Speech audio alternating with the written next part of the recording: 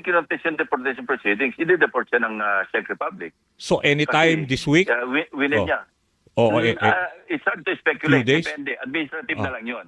Okay. Wala na yung legal battle kung tutusin. Ano? Oo. Kung hindi niya i-question at voluntarily magpa-deport na lang siya sa Pilipinas, mabilis yun. Administrative na yun. Paperwork na lang yun. Pinag-uusapan na nga sa ngayon ang balitang tuluyan ng nadakip ang puganteng si Zaldico sa Czech Republic na ayon sa ating nakalap na balita ay inaayos na ng pamahalaan ang pagpapauwi kay Zaldico. Ang tanong ng karamihan sa ngayon kung ligtas ba na makakauwi si Zaldico, lalo't marami ang haka-haka at natatakot sa kaligtasan ni Zaldico. Lalo na't marami itong nalalaman sa maanumalyang flood control projects kung sino-sino ang mga kasamahan nito. Ngayon nagsalita na rin si Blue Ribbon Committee Chairperson Ping Lacson na handa na rin ang committee na imbitahan si Zaldico sa oras na makauwi na ito ng bansa dahil marami umano itong gustong malaman. Kung matatandaan natin na isa si Presidente Bongbong Marcos sa mga idinadawit ni Zaldico na may pasimuno umano sa mga nakawang nangyayari sa ating bansa, ang tanong ngayon ay kung masasabi ba ng katotohanan si Zaldico sa harap ng mamamayan. Particular na sa DPWH, move is wala tayong extradition treaty sa Czech Republic. So ang next move ng mga options na iwan sa atin is one, through diplomatic channels na ginagawa na siguro ng ating pamahalaan. Makipag-ugnayan yung ating Department of Foreign Affairs through siguro sa embassy natin doon para mapadali yung pag-deport kay Zaldico. Ang deportation proceedings is a unilateral act sa part ng country kung saan nahuli si Zaldico, which in this case is the Czech Republic. So, ang influence lang ng Pilipinas doon, yun nga, makipag-ugnayan. Ang second option is through the Interpol. Kasi ang Czech Republic is a member of the Interpol. So, may red notice list si Zaldico po pwedeng doon dumaan yung pagpapadala ni Zaldico sa atin through the Interpol. Kasi member din tayo ng Interpol. Now, since gano'n ang situation, kung hindi lalabanan ni Zaldico yung kanyang deportation proceedings, kasi I suppose halos magkakapareho naman yung immigration laws ng iba't ibang bansa na binibigyan ng pagkakataon yung mismong tao ng due process. Meaning, pwede niya labanan yung deportation. Medyo magtatagal yun pag nilabanan niya. Pag nag-voluntarily, voluntary deportation na, mas madali. Now, pagdating dito, punta na tayo pag nandito na siya sa Pilipinas. No, meron siyang pending warrant of arrest na na-issue galing sa Sandigan Bayan. Sa Blue Ribbon Committee, nag-issue kami ng show cause order last January. Noong inibitahan namin siya along with Orly Gutesa and several others at hindi sila sumagot doon sa show cause order. So nakapending yon. Hindi naman namin pwedeng agad-agad issue ng warrant of arrest kasi nga may Supreme Court ruling dyan na kung saan bibigyan ng due process, hindi pwedeng contempt agad, bibigyan mo ng pagkakataon na mag-explain kung bakit hindi nakadalo. So nandun tayo sa ganung situation. Now, pagdating niya rito, at first opportunity, meaning, kasi napagsabi na ako, unless mai-report out ko sa floor, yung partial committee report sa pamamagitan ng 9 signatures, i-resume ko yung mga hearings. Until that time, pinasuspend ko yung mga hearings.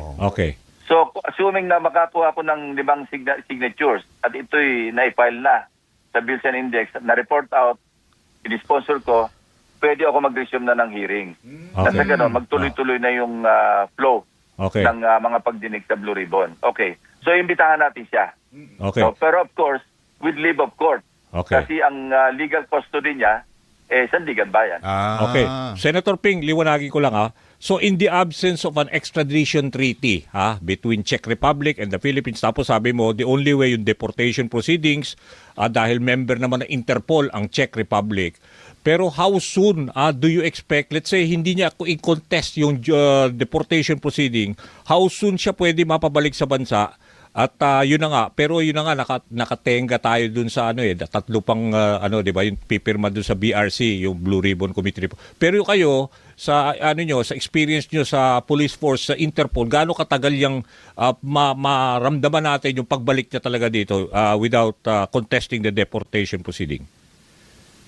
Pag hindi kinontest yung deportation proceedings, i-deport siya ng Czech Republic. So anytime Kasi, this week? winin Oh. niya. Oo, It's hard to speculate. few days? Depende. Administrative na lang yon. Okay. Wala na yung legal battle Oo. kung tutusin. Ano? Oo. Kung hindi niya i-question at voluntarily magpa-deport na lang siya sa Pilipinas, mabilis yun. Administrative na lang, paperwork na lang yun eh. Okay. Ang Pero matagal pagka kinontest niya. wala ba kayong Magkakaroon info? pa ng mga Yeah. court hearings yan. No? Oo. Yeah. Follow up lang. Wala ba kayong info just in case na kasi katulad ng case ni Harry Roque, pwede bang magpa-file din siya ng asylum request? Will that take place, 'di ba? Pag 'yun ang mangyari? Baka late na yung sa asylum request. Hindi na Kasi kay papayag. Harry Roque, Oo. Kasi kay Harry Roque, kaya nga siya nasa Austria ngayon. Oo. Kasi matagal siya naglagi sa the Netherlands. Oo. Ang problema, yung port of entry niya, Austria.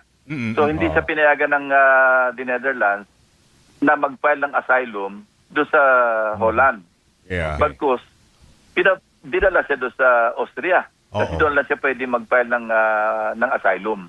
So ganun kay Zaldico, kung saan man yung port of entry niya, doon siya magpapile ng asylum. Wala na nga siya doon kasi Yeah. undocumented Oo. alien na siya as far as the Czech Republic is concerned. Yes. So alam nga naman, ipadala pa siya ng Czech Republic Kaya nga, so doon sa country, sa port of origin. Malabang mangyari yung magpapile siya ng asylum siguro. Okay. malabo. Senator Ping, unang-una, ang tanungan nga namin ni Danny kanina, may kinalaman ba ang Pilipinas doon sa pagkakadakip kay Zaldico? Number two, gaya ng inyong pinaliwanag kanina, this can be a very protracted case in the Czech Republic, kagaya ni Congressman Arnie Teve sa Timor-Leste, di po ba? Correct. First, tama yun. Ano? Yung tanong nating isa, may kinalaman ba? Mukhang wala kasi mukhang nabulaga tayo. Yeah. Hindi natin alam na, kasi ano yun parang hindi natin kung spur of the moment decision niya o matagal niyang pinlano na mag-cross siya ng border. Ngayon kasi sa Europe, medyo mahigpit sila sa mga border Mhm. Dati, pa-cross-cross ka lang kasi European Union, basta may Schengen na, di ba? Member ng Schengen. Palipat-lipat ka lang, wala naman mga border agents mga immigration agents sa border. Pero ngayon, medyo mahigpit sila. Subukan nyo mag-jaya sa Europe ngayon. Pag nag-cross ka ng border, meron talagang checkpoint sa mga borders ngayon. Naghigpit sila dahil nga doon sa issue ng mga immigrant. Mhm. Okay, let's go to dun sa BRC, yung Blue Ribbon Committee report muna, Senator Ping. Kasi sabi nyo, magre-resume lang kayo, pabakakuha kayo ng siyam na pirma, di ba? For now, ang balita ko, 6, so 3 na lang ang kailangan nyo. At mukhang confident ba kayo makukuha before June? Totoo yan, Danny. Confident ako kasi Oo. nagkaroon kami ng pagpupulong at saka kasi ayoko makiusap sa aking mga kasamahan. Oo. Kasi alam ko naman duty nila yun. Alam nila yung Okay. responsibilidad Yes. nila. Tama. Iniiwanan ko sa kanila yung kung pipirma sila o hindi. Oo. Nagpayag na yung minority, hindi sila pipirma. Well, ang sabi ko nga, Oo, it's on expected them, naman not yun. on the chairman. Oo. Sa majority, nagpahayag ng pagsuporta si Senate President Soto. Dahil sinabi ko na sa kanya, SP, ayoko makiusap sa mga kasama natin. Baka Tama. mauwi tayo sa pagkukwestiyon ng motibo. Iniiwasan ko yun kasi meron kami sa rules namin. Wala magkukwestiyon ng motibo sa kapwa-membro. Oo. So sabi niya, sige, ako na lang ang tutulong. Kakausapin ko yung mga kasamahan natin Oo. sa majority kung pwedeng punuin nila yung 9 signatures. Totoo nga, sa mga kinausap niya, merong isa, hindi ko nila papangalanan, nagpahayag sa kanya na meron nakiusap sa kanya na miyembro ngayon ng minority na dati nilang kasama sa majority, sa old majority na Senado, kung pwedeng wag pumirma. So ganon, iba-ibang rason kung bakit ay magpirma yung mga kasama. Ako dahil naunawaan ko yun, maski hindi binanggit sa akin ni Tama. Senate President. Kung sino? Suspecha ko na nung araw pa yon na merong, sige, siyempre, dati mga kasama na sa dating majority, Oo. iba doon, mga malalapit nilang kaibigan na. Oo. Hindi bayales na mapag-uusapan sila kung pwedeng magpirmahan para hindi lumabas yung committee report. Ayun. Kasi while yung karamihan ng aming recommendation, especially in the aspect of kasi dalawa yung sa Blue Ribbon nag-iisa to na inquiry in aid of legislation and investigations. Wala doon sa ibang committees yung end investigations. Puro inquiry in aid of legislation. Doon sa in aid of legislation, napakarami kaming nilahad doon sa aming partial committee report pa lang na mga pieces of legislation na pwede nilang i-tackle. Doon ako nangihinayang. Oo. Dahil hindi namin mapag-usapan kasi hindi na-adapt yung committee report. At Okay. second, sa parte ng investigations, na-overtake na kami ng events, ng developments. Kasi Correct. karamihan ng aming rekomendasyon sa aming partial committee report, nangyayari na. Oo. At halos natatapos na sa Ombudsman at saka sa DOJ. Kasi ang recommendation naman doon is to recommend preliminary investigation to be conducted by the Ombudsman or the DOJ. Mm-mm. Nangyayari na yun eh. Kaya sa tagal, kasi February 11 ko ito the route. Yeah. From February 11 hanggang ngayon, may 2 buwan. Marami Tagal na na. naganap na ang recommendation namin parang pay accompli. Yes. So lalong, at sabi ko, walang reason para hindi pa pirmahan kasi nga nire-recommend namin pero nangyayari na eh. Oo. Ano na eh. It's water under the February bridge. pa pala, 2 months. correct. So, pending Correct. yung partial report. Tapos ngayon ang umuusok na po Senator Ping yung impeachment Oo. nakatenga pa rin yung flood control issue sa Kaya- BRC. Yes. At Yan ang isang- ang isang pinalambot na problema po Ah. Yes, may I ito say lang- pinalambot na po yung lengguwahe niyan Oo, kasi nung una, ang recommendation namin, filing of charges,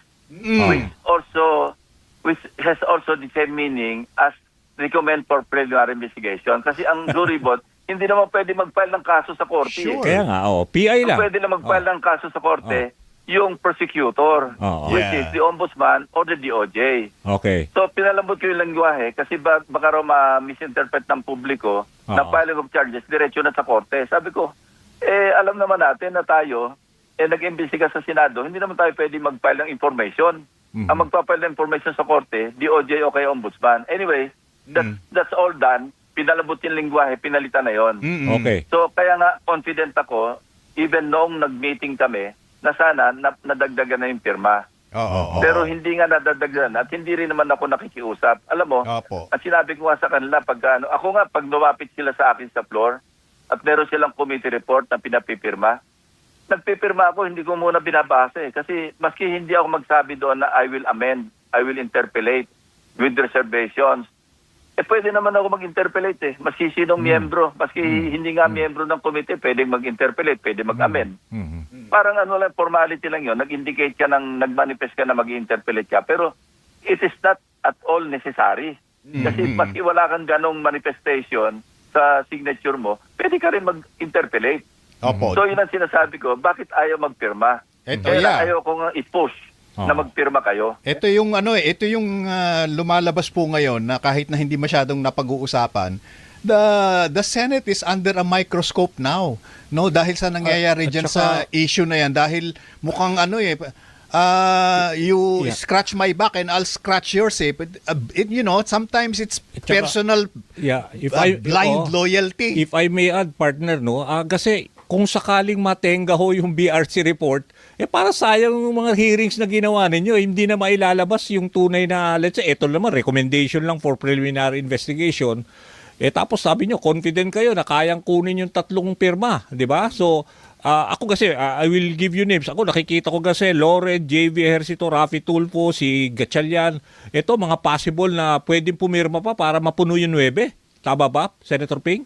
Yeah, at confident ako kasi nga nag-usap kami ni Senate President na yung at least 3 signatures Yung natitira, pa oo.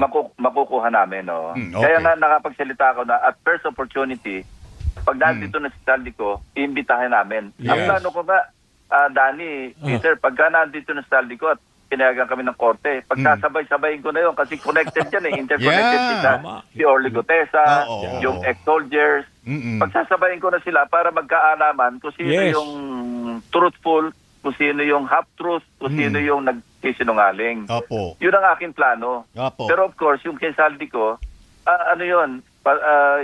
with leave of court, magpapaalam kami.